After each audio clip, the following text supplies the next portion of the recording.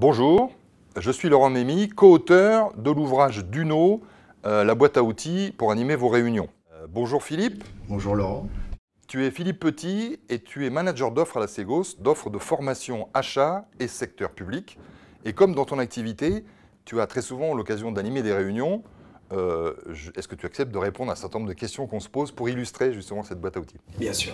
Donc première question, quelles sont les erreurs fréquentes que peut faire un animateur en réunion? Alors sans doute ne pas avoir assez préparé la réunion. Quel que soit le type de réunion, on ne peut pas improviser. L'animateur doit préparer son déroulé et préparer comment il va faire participer ses invités. Ensuite, il y a deux moments cruciaux, le démarrage et la clôture. Alors le démarrage, il doit être rapide et organisé pour rassurer, impliquer chaque participant. La clôture, quant à elle, elle valorise tout le chemin parcouru et démontre l'efficacité de la réunion. À ce sujet, on reproche souvent aux réunions d'être trop longues, ennuyeuses, voire inutiles.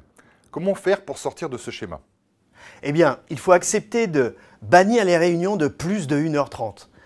Il faut choisir les outils d'animation qui vont faire produire le groupe, rendre les participants vraiment acteurs, utiliser les méthodes qui accélèrent les parties ennuyeuses, documents à lire en amont, présentations impliquantes. Et surtout, il faut définir un livrable qui va motiver à la fois l'animateur et les participants. Il faut animer la réunion de manière dynamique, positive. L'animateur anime au vrai sens du terme. Il pousse à agir et gère le groupe. On voit encore trop de réunions où l'animateur est plutôt un speaker.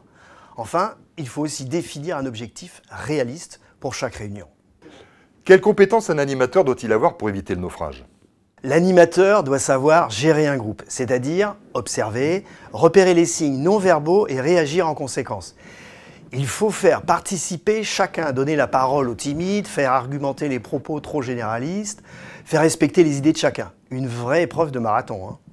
Et parallèlement, l'animateur sait utiliser les outils qui font produire un groupe, prendre des décisions, décortiquer et résoudre un problème. À chaque thème de séquence, son outil adapté, hein.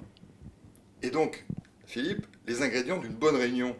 Un bon animateur, des participants concernés, un objectif clair, un timing adapté.